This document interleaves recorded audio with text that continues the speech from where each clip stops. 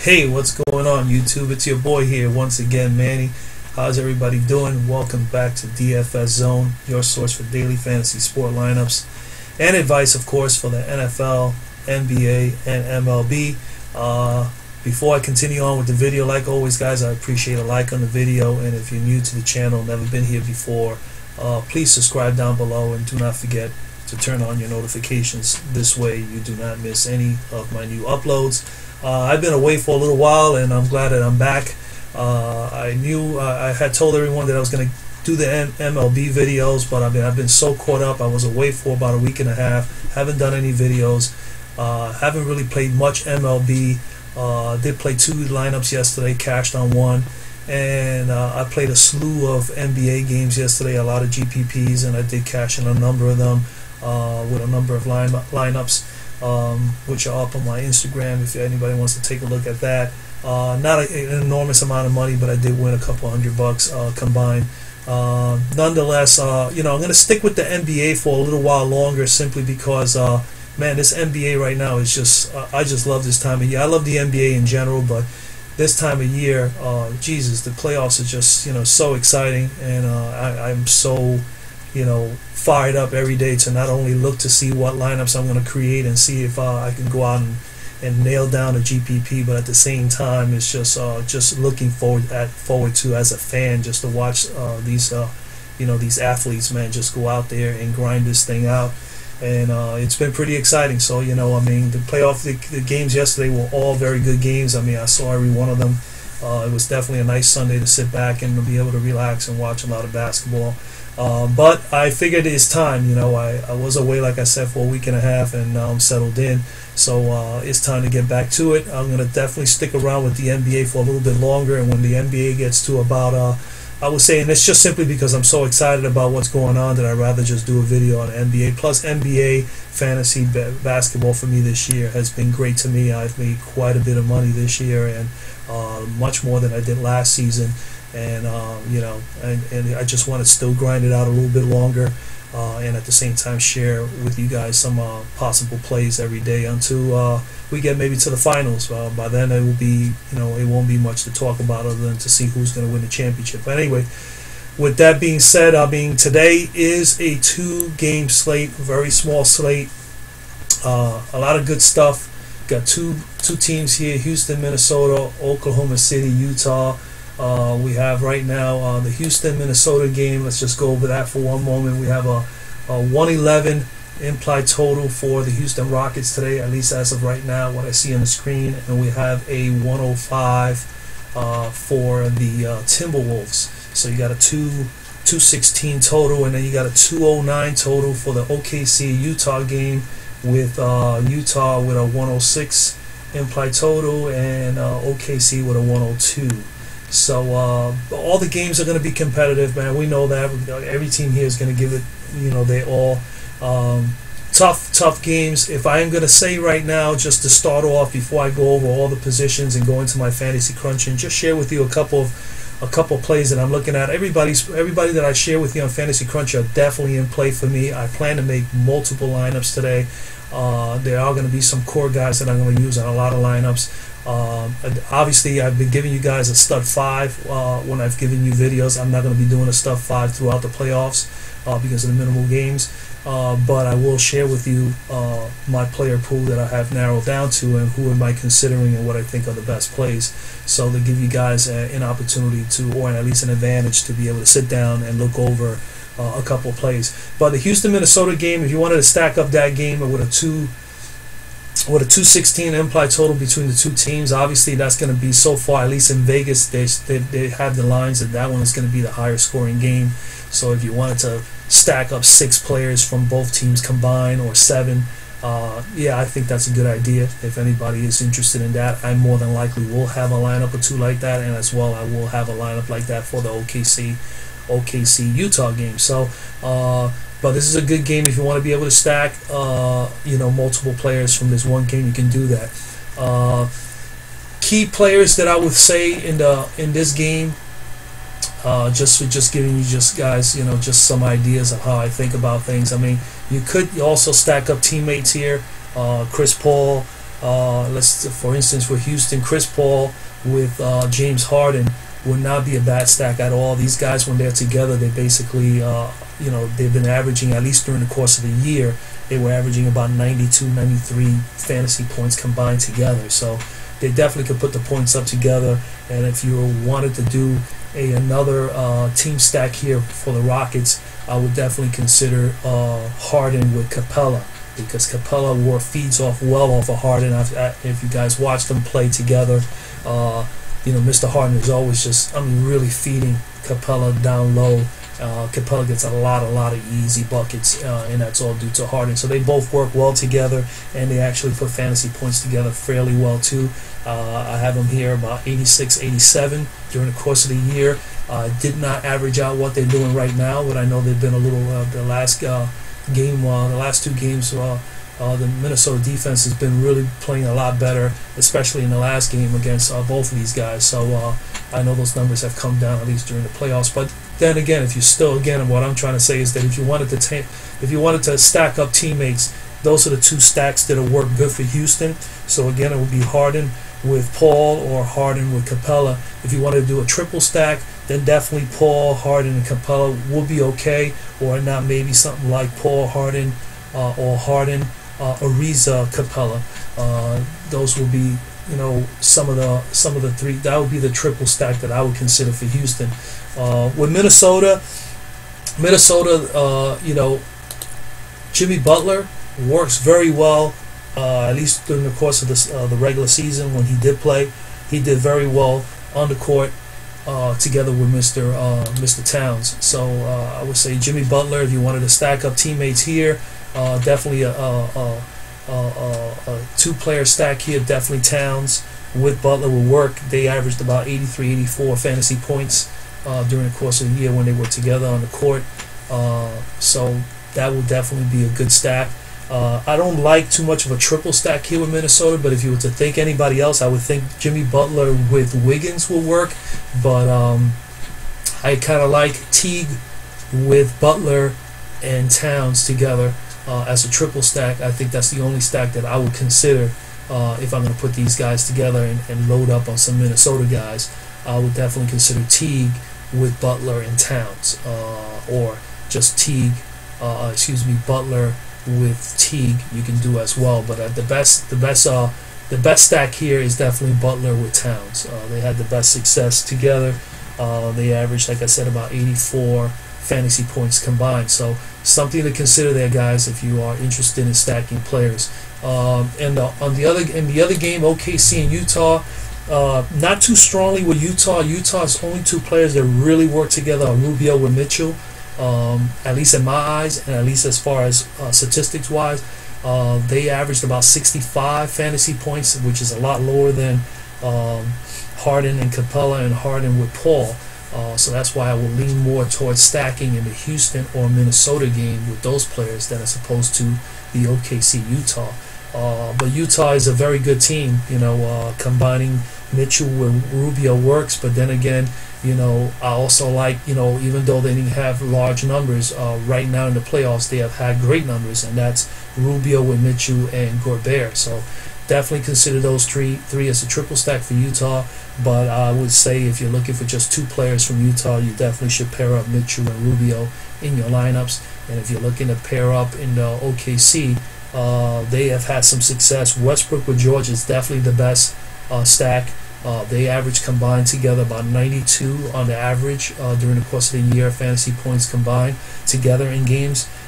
So they are definitely the best out of the two teams here in this matchup.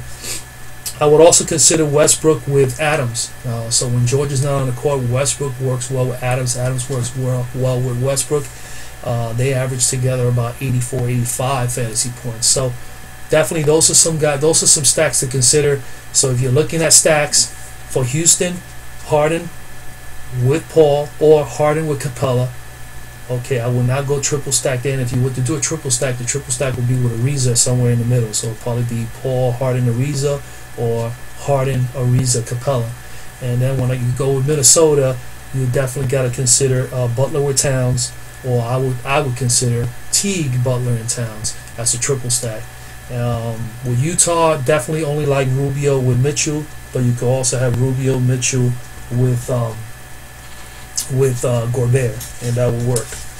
All right, guys. And OKC, no triple stacks there, but I do like George with Westbrook the best. And if you wanted to think of someone else in your lineup, you can mix Westbrook with Mr. Towns. Excuse me, Westbrook with Mr. Adams, and you'll be all right. All right, so let's go through. I'm gonna put you on my fantasy cruncher here. We had 37 guys in the games tonight total. I made that player pool. I moved it down to 26 players that I'm considering. These are the 5 top point guards I'm considering in any of my lineups today, and these are the 5 guys that I would recommend you guys should be targeting. Russell Westbrook obviously is the top dog here. He is obviously the most expensive. Also, Westbrook put up a 38 in his last game against Utah. He's going to have a rough go with Utah. Simply because Utah just plays they are so tough at home, and they play so well as a team, as a unit. I really enjoy watching the Utah Jazz. I think that this series is going to go at least 6 games. I still think Utah is going to pull it out. Westbrook is going to have to play really hard, but at 1,200, I'm not on Westbrook. Will he be on any of my lineups? Yeah, I might make a lineup where I have Westbrook in it, but he's not one of my core guys for point guard in this series. The matchup is really a tough one for Westbrook. I still think he's going to get 50, 55, but that's pretty much average for him. I don't see him, lighting it up and putting up 6 plus or 7 times value here. I just don't see it, against Utah. And if he does, hey, I wouldn't be surprised. Let's put it that way. But I personally think that, Westbrook, if he's going to do anything here, he's going to put 50, possibly less than 50 against Utah. Next in here line, Ricky Rubio. Ricky Rubio is my favorite player out of all the point guards in this slate tonight. Rubio's been one of my favorite guys all year. He's actually done very well for me. I have put him in a lot of my lineups. I think he only let me down once this year when I had him as a stud, or I put him as one of my core guys prior to me starting my YouTube channel. But as you can see, at 59, 43, and 40, and then when you get this amount of points, obviously, I mentioned before on videos of mine, guys, you got to have the minutes and the usage, and he's getting that. 37, 35, 31, 29, 26, and 31 respectively is usage rate. And then look at the shots. If you've got this amount of minutes and you're getting this many opportunities to score, you're obviously going to put up points. 9 of 18 here, 6 of 16, and 5 of 18 so far in this series. He's averaging about 17 shots a game. And then he's shooting 9, 8, and 3 as far as 3-pointers. He's hit 7 out of 20 shots. So it's about 37%, 35%. Got to get a little better there, but he's getting it done. This last game, he was just incredible. 9 of 18, 2 of 9 from 3, 6 of 7 from the free throw line.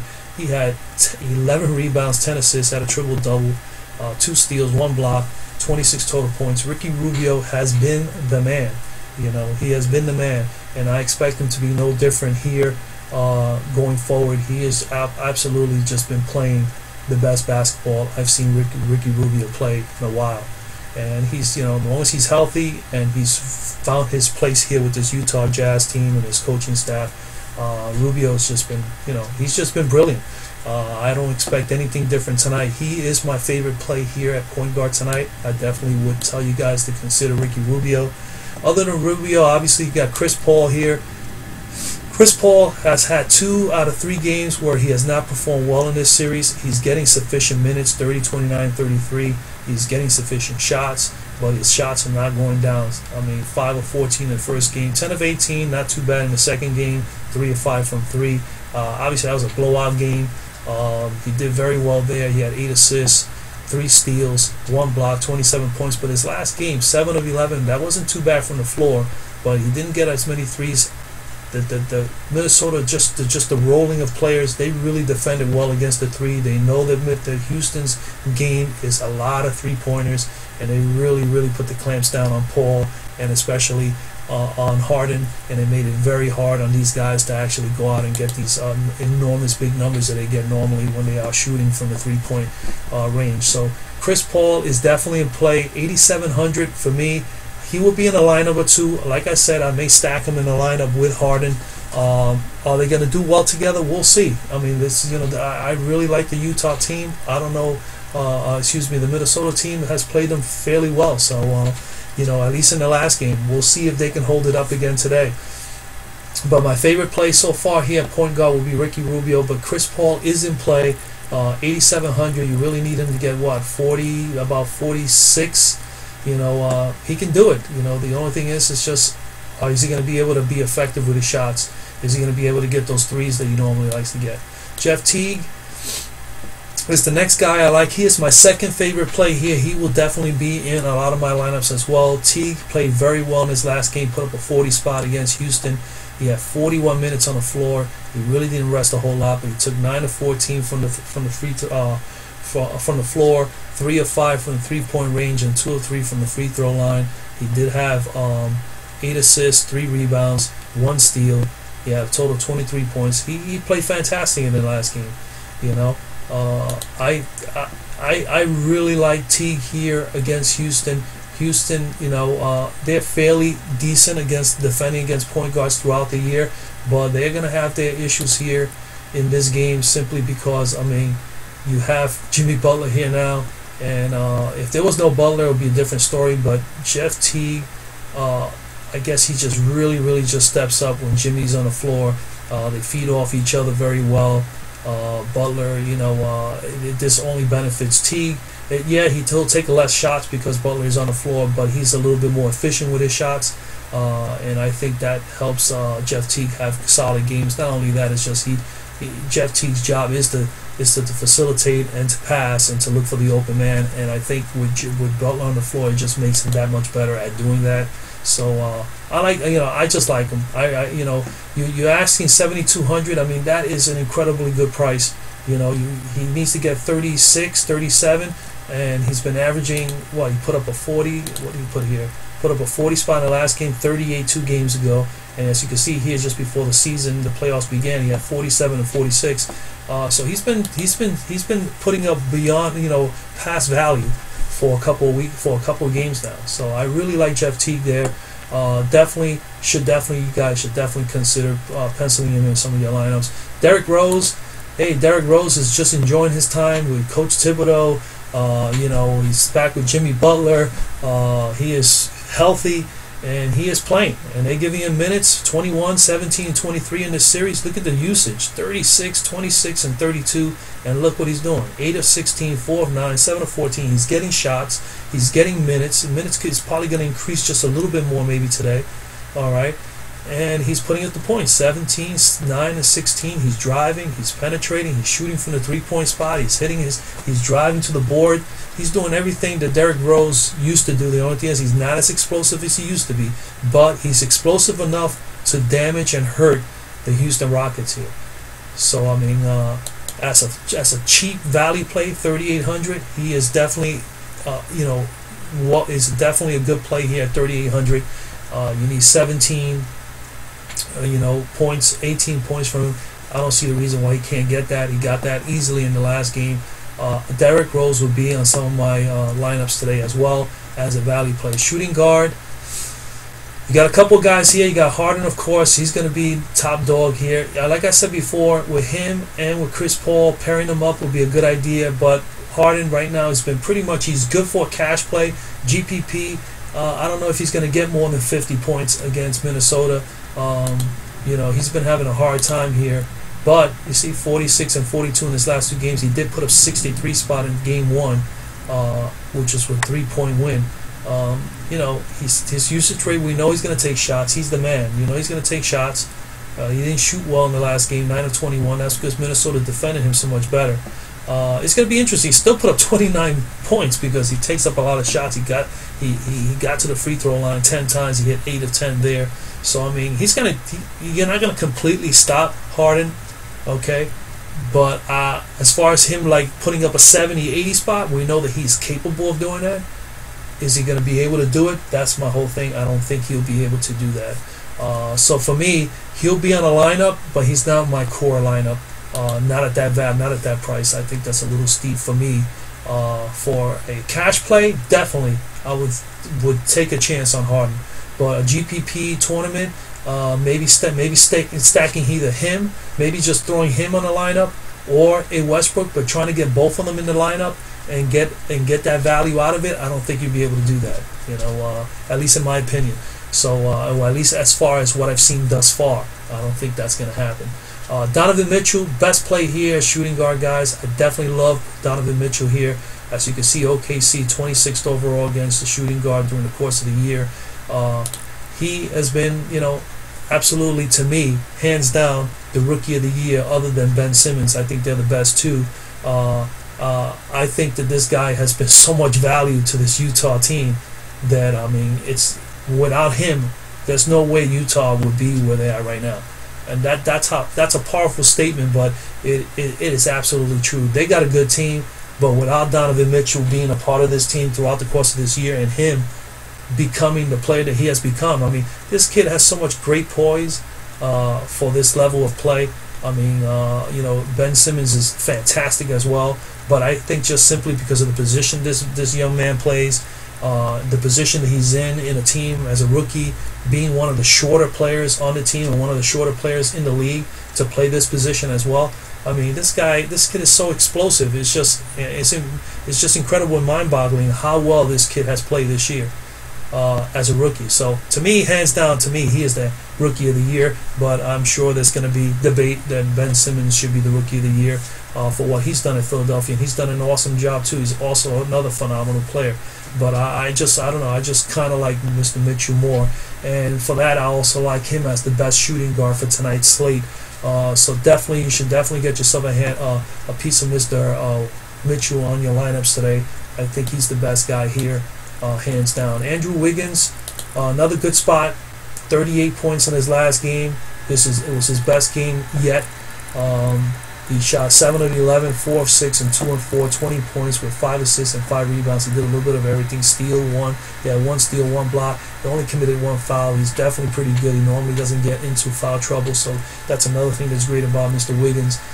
His defense is subpar. I would say, he's out of 5, 1 to 5. I would say he's a 3, 3.5. But he has been doing well, and Minnesota is going to need to continue to play good defense if they're going to try to not only tie this series tonight, but also try to get this series to 6 or 7 games and really make it into a series. So we'll see. It's going to be interesting. This is what you look for, and this is what you really want as a fan, is to see these great competitive games. But also you want to try to, as a fantasy player, you're trying to get the best possible plays. Andrew Wiggins is definitely a good play tonight, guys. You should definitely consider him.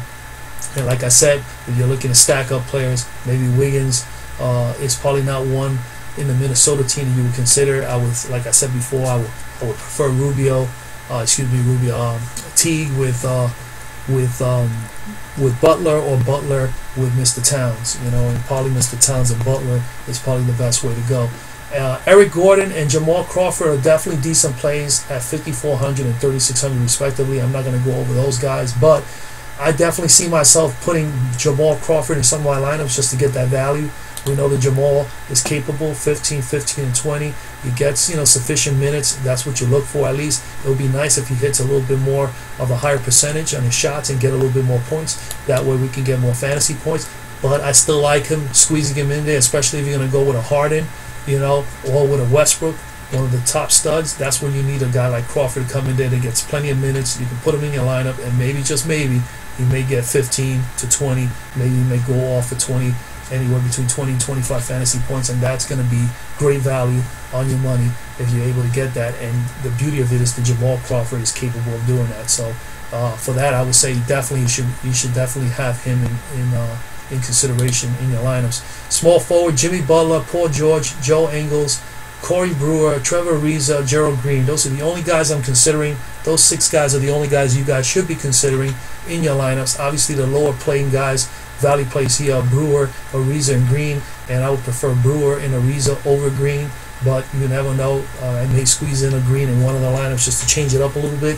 Definitely the best plays here are Jimmy Butler and Paul George. Jimmy Butler, like I said, he works great with Towns. He had an awesome game in his last game, 45 fantasy points, 41 minutes. Him as well as Mr. T put up the same amount of minutes. 10 of 19 from the floor, 4 of 6 from 3, 4 of 6 from the free throw line. He had 7 rebounds, 5 assists. He had 1 steal. He did a little bit of everything. 28 points total. If Jimmy Butler plays the way he played in the last game, Minnesota will have a shot again tonight, and they will have a chance to go and tie this series up. So definitely Butler's in play. 8,800 is kind of his price is creeping up a little bit. You got it. That's 40. You're looking at about 46, almost 44 points. You got to get out of him. They're projecting him to have about 43, 44. So I think he'll get there, especially if he's efficient with his shots. You know, if he gets his shots and he's able to get 45% or better from the floor, he'll definitely get there. Paul George, another definite good spot for him. Utah, I wouldn't say a definite good spot for him. He's in a game where Utah is definitely one of the best defenses against small forwards, but he has still putting in there 37, 32 in his last 2 games. As you can see, he was able to get 43 in game 1. He's getting sufficient minutes. He played 43 and 40 in the last 2 games respectively, and he's getting usage. So his shots have to hit a little bit more. 7 of 16 and 3 of 8, a little off there. And then the game previous to that, 6 of 21 and 4 of 12. If he just hits 2 or 3 more here and gets 10 of 21 and be at closer to 50% and hits 6 of 12 here, this is almost like that would be about 50 fantasy points, and it's worth paying his price. I think that price is actually a little low, but if he can hit those shots, if he can get those shots down and get closer to 45-50% from the floor, he will get he'll get you about 45-50 easy. So I think tonight is one of those nights he's going to need to do that. They need him just as much as they need Russell Westbrook. So I would say, yeah, George is definitely in play for me tonight. He'll definitely be in some of my lineups. I still think I like Jimmy Butler more, but Paul George is definitely in play. Joe Ingles will be in play as well. OKC is not actually is the weakest out of any of the teams that are playing tonight as far as defending the 3. So 32 points for Mr. Ingles in the last game after 2 really terrible bad games, where he wasn't really part of the offense much at all. Surprisingly, 1 of 6 and 5 of 9 in game 1 and 2 respectively. So he was not really much involved in the game, even though he was on the floor for a sufficient amount of minutes. But if you give him the 31 to 32, 33 minutes, and he gets that usage rate back up to the way he had it in the last game, and he'll get 15 shots or 14 shots and hit 50%, right? He hit pretty much close to 50%, probably like 45% and 50% from 3. Yes, you can see he put up 32. He hits 2 or 3 more here. He gets 2 more out of those 10 shots here, and you got yourself a guy that's got 45 fantasy points for you or better. So he has upside as well. Great GPP play. Joe Ingles is definitely in play for me tonight. You definitely should consider him as well. Corey Brewer will be the next guy I'll talk about real quickly. Corey Brewer definitely in play as well. 22 and 27 in the last 2 games. Game 1 he had a 20. He's averaging more than 20 fantasy points in the last 3 games. 33, 28, and 28. He's getting the minutes. His usage rate is not as high, but he's getting sufficient shots. He's getting 6 shots, 8 and 3. If he could stay in that 6 to 8 range and hit 3 to 4 out of here, or at least hit 50% or better, he'll be alright. He'll be able to get you that 24, 25 for his price. So I definitely like Corey Brewer there, and he has upside. He's capable of putting up as much as 40, 45. I mean, he's been able to do it before. So definitely a decent enough ceiling on him for you guys to consider him. And Trevor Ariza is definitely in play as well. He gets sufficient minutes. He's just not putting down enough shots or getting enough shots, but definitely will be someone that you should consider as well. Power forward, Derek Favors, Carmelo Anthony, Taj Gibson, Joe Crowder, Jeremy Grant, and Ryan Anderson are my plays for today. Out of all these guys right here, just to make it short and brief, I'm not too much on Gibson. He's really been struggling in this series against Houston for whatever reason. I do like, as a value play here, Grant and Anderson, favoring Anderson more so now that he's back. And when he played, he put up a 21 spot the other day in 18 minutes. If he gets 18 or 20 minutes again and he can get anywhere near this, he's definitely a value for you. He's worth it.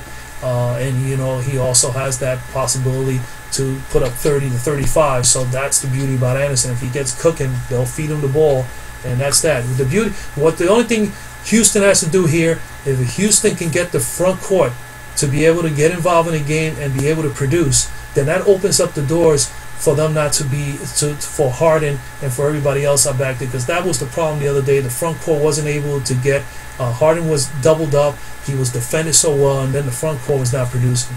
So if the front court starts producing, then of course everything will fall back on Harden being able to get a little bit more better looks, as well as Paul George, as well as Ryan Anderson, who's a three-point shooter, and so on and so forth. So I would say, I like Anderson here as a value, 3,600. He'll definitely be in some of my lineups, so this way I can have some value left available for me to put up a couple of stud players up in front.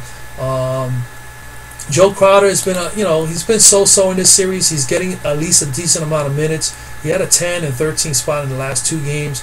Really, with 23 and 19 minutes are respectable minutes. He just didn't take a lot of shots. 2 of 5 and 0 of 3 shots in the previous game. Only 4 and 1 point respectively. When this guy is able to get at least his 26 to 27 minutes, I don't think he's going to do that here, because Derek Favors, who is my favorite play here today, has been playing really, really good basketball, and he is getting the bulk of the minutes for that reason. He's getting shots, he's getting the rebounds, he is doing all the dirty work, and they really are just hammering down OKC up front. We're just having Favors up front, and Gobert. These guys, especially Gobert, he's a big blocker, big long guy, defends very well. That really helps his team out, man. It really has done wonders for Derek Favors. So Derek Favors is my favorite play here at power forward tonight. Definitely pencil him in your lineups. 25, 45, and 22. He did have that big 45 spot the game previous to last, but 34, 37 minutes, and he's getting 5, 14, 7, a lot more shots here in game 2. I see that still happening here going into game 4 tonight. I like him. I like him here, and especially at home. So Derek Favors, definitely someone to consider. Carmelo Anthony's another one you can consider tonight, guys. 27, 29, 38. He's definitely a good cash play. He has 38, as you can see, upside. He did get sufficient shots in his last 3 games. 10, 18, 13, and 10 pretty much in his last 4 games. But in his playoffs, 13, 18, and 10. He's getting some shots from 3, not really hitting them that well. He had 50% in the previous game. He shot well in his last game, 6 of 10 and 2 of 4.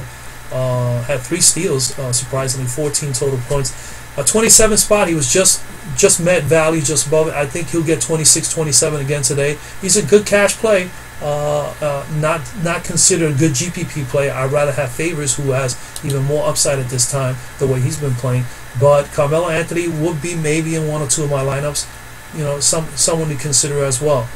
Center spot, the only 4 guys I'm considering is these 4: Towns, Gobert, Capella, and Adams. And I'm actually more in favor of Capella and Gobert, and I will have Towns in a couple of my lineups because, again, I like that Butler with Towns pairing, and maybe even Jeff Teague with Butler and Towns. I would consider that as well on my lineups.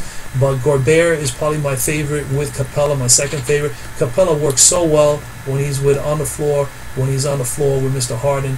He gets a lot of easy buckets. Last 2 games, not as many shots as he normally gets, 3 of 6 and 4 of 6.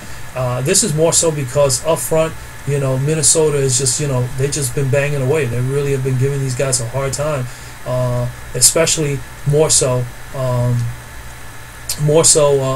Harden. When they make it hard on Harden, he's not able to free himself up to hit Capella for those easy shots. But I do like him still tonight. But again, like I said, Rudy Gobert is definitely my favorite play here tonight at center. He had 40 and 47 in the last 2 games after a dud 26.9 game in game 1. He's getting the minutes, 35, 33, and 41. Usage rate is about typical for him. So that's not bad. I can live with that because he's a guy that basically stays pretty much up front and gets all the easy baskets, gets the putbacks, and gets the easy rebounds. So and that's basically what we want Gobert to do. 6 of 8, 3 of 5, 6 of 8. Anywhere between 5 to 8 shots for him on the average. But of course, he does all this dirty work underneath. 12 rebounds, 15 and 7. He does pass the ball a little bit, and he does all the other stuff like steals and blocks. And he goes 2 and 3 here and 1 and 1. As long as he does that, he's going to be fine. He is at 81. You need about 40. 41 from him at that price. And you know what? He's been able to meet that. I think he's going to smash that easily. He's capable of getting 45, 50. We know that he has a 60-point upside. So I definitely like Rudy Gobert. My favorite play is Rudy Gobert today, other than Mr. Towns being my second choice and then Capella being third. Steven Adams is in play if you want a cheaper center at 6,100 to open up more value for the stud players like maybe Westbrook or even Harden, or pairing up Westbrook with George. You can stick in there Adams. That will work. You can use that as a triple play there. But I am not too much in favor of Adams. He really hasn't been performing as well as of late. As you can see, there's 12, 19, and 24 undervalue in all 3 games. He's getting sufficient minutes. He's getting just a lot less shots. It's a battle for him. You know, it's truly a battle for him. He's down there and he has to deal with he has to deal with Gobert, and Gobert is one of the best defending centers in the league. So it is very, very tough, and he's met his match there because he's got a guy who's a little taller, just as strong. So, but yeah, that's pretty much it, guys. I mean, you know, like I said again, look for those advantages. Try to figure out what pairings you will like, because definitely with a 2-game slate like this, you definitely want to pair up some guys. Like I said before, if you wanted to stack up on one team on one game, you can do that as well. OKC, Utah is, they're projecting them to have 209 total points combined. So definitely you can either go with either one of the games. Houston and Minnesota is 216 implied total for the entire game.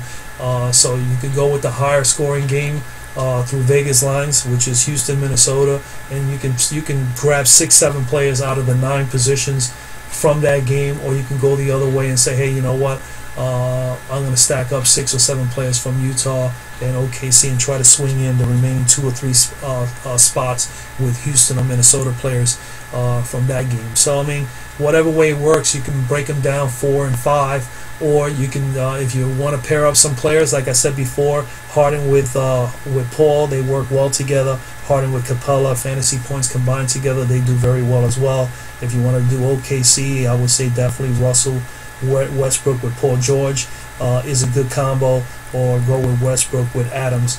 And then Minnesota, the best one would be Butler with Towns, or if you want to do a triple play there, I would say do Teague with Butler and Towns. And Utah, the best one would be Rubio, Mitchell, and Gobert, or just going with just Rubio, Mitchell.